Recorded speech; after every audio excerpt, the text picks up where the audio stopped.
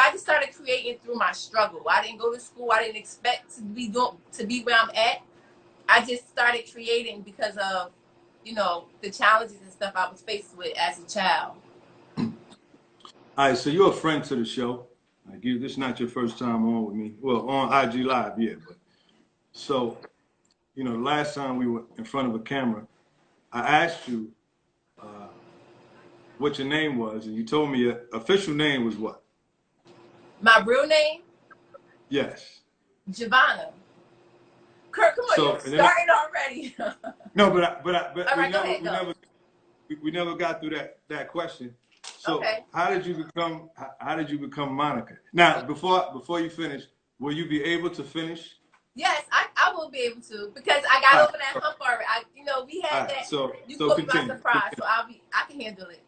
Continue.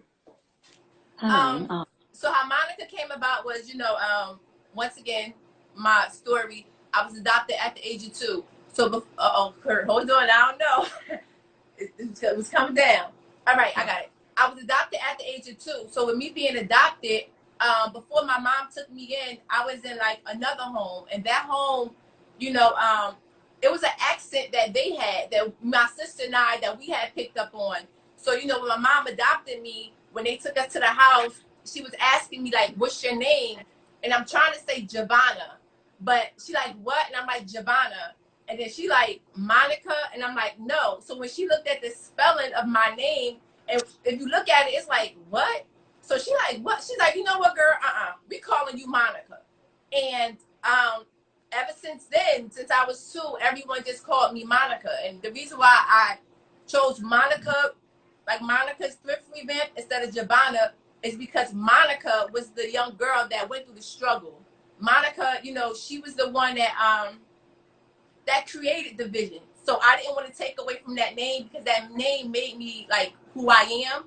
But Giovanna is my, official name. That was one of the questions that we didn't get through, and I was always wondering what the crux of that story was. And that's an amazing story. So, and I'm proud of you that you got through it. So for those of you who want to see the 3-part series, you got to log into the Thetkbreport.com. She has a 3-part series.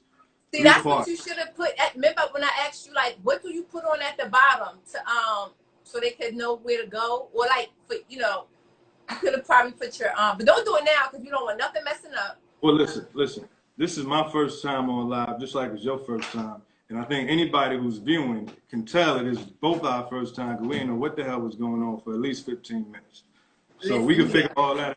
We can figure all that out later. Yeah. So now we got the story behind Monica.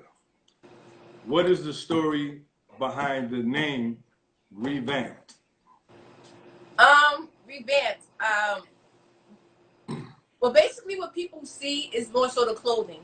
But when you think of revamped, revamped is a word to be as though you take something from its original form and you give it a whole different meaning. You give it a whole nother look to fit the lifestyle you want.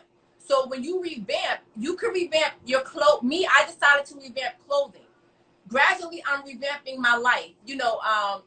Me being where I was at, and gradually changing that situation and making it something more positive, or making it something that I want to create.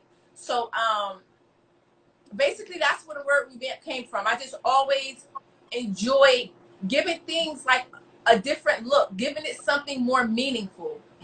So that's where Revamp came from. So it seems to me that Revampd is more than a clothing line. It's a lifestyle. Definitely. Anything could be revamped. Anything at its natural state. It's all about the mindset and the road you want to take. Anything could be revamped. Anything.